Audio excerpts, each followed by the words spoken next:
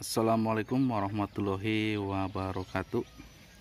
Salam sukses, salam sejahtera buat petani porang Indonesia. Maju terus buat petani porang Jawa Tengah. Bertemu kembali dengan saya, petani porang asal Desa Cisereh, Kecamatan Ketanggungan, Kabupaten Brebes.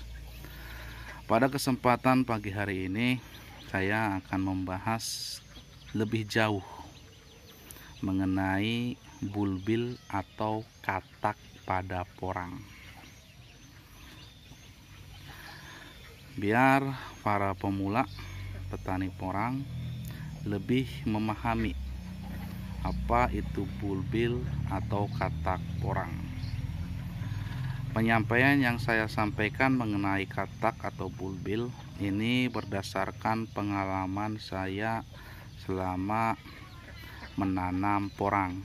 Juga ada beberapa referensi buku yang saya baca yang kaitannya dengan masalah tanaman porang.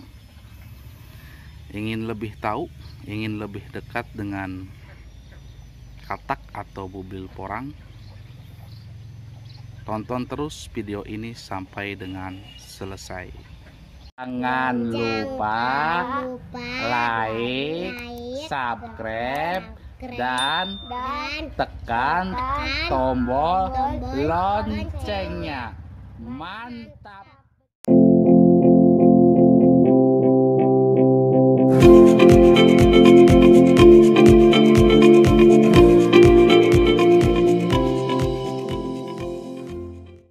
Oke kawan-kawan, seperti yang saya sampaikan tadi, pada kesempatan pagi hari ini saya akan sedikit membahas lebih jauh mengenai katak atau bulbil pada porang. Bagi petani porang yang sudah lama ataupun yang pemula, pasti sudah tidak asing lagi mendengar kata katak. Nah, sebenarnya apa itu katak? Yaitu katak merupakan umbi generatif yang tumbuh pada percabangan daun tumbuhan porang. Biasanya katak ini akan tumbuh pada usia 2 bulan atau lebih pada percabangan daun. Dan biasanya bentuk dari katak atau warna katak itu coklat ketuaan. Selain umbi dan spora, katak porang juga merupakan bibit untuk tumbuhan porang. Biasanya pada saat masa tanam nanti katak akan tumbuh tunas. Nah, biasanya mulai tumbuh tunas saat mendekati bulan 10 atau bulan 11. Bahkan di bulan 9 juga sudah ada yang tumbuh tunas. Tunas pada katak porang ini nanti yang akan tumbuh menjadi daun.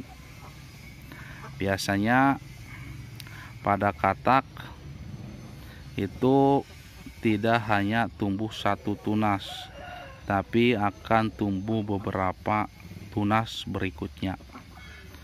Bahkan ada yang tumbuh bersamaan.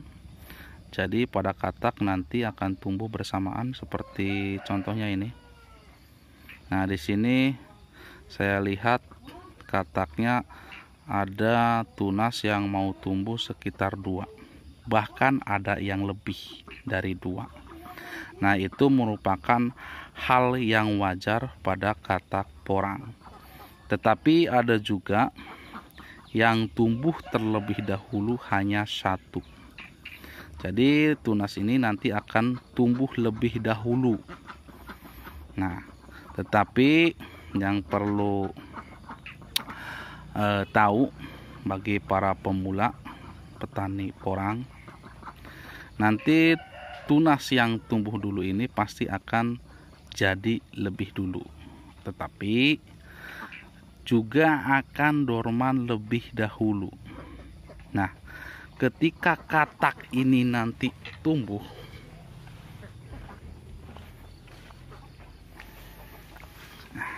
ini akan muncul setelah beberapa bulan seperti ini. Nah, ini merupakan tunas yang pertama. Tetapi nanti setelah beberapa bulan akan juga tumbuh tunas yang baru. Ya, akan tumbuh tunas yang baru, yaitu tunas yang kedua. Nah, tunas yang pertama nanti akan mengalami masa dorman atau akan mati lebih dahulu. Nah, setelah itu nanti akan tumbuh tunas yang kedua, membentuk lagi tumbuhan porang dengan daun yang sempurna. Nah, setelah itu tunas yang kedua juga akan mengalami masa dorman, tetapi akan disusul kembali oleh tunas yang ketiga. Setelah tunas yang kedua tumbuh dan mengalami masa dorman atau mati, nanti akan muncul tunas yang ketiga dan tumbuh daun sempurna. Setiap kali pergantian katak dari tunas menjadi daun, biasanya ini yang saya alami, yang saya pernah tanam porang. Pada tunas yang pertama nanti di percabangan daun juga akan tumbuh katak. Nah, pada tunas pertama ini nanti akan muncul katak. Nah, katak yang nanti akan muncul jangan kita petik terlebih dahulu. Karena apa? Karena itu tidak bagus. Yang betul adalah ketika tunas pertama tumbuh menjadi daun yang sempurna dan menjadi tanaman yang sempurna, nanti akan tumbuh katak atau bulbil.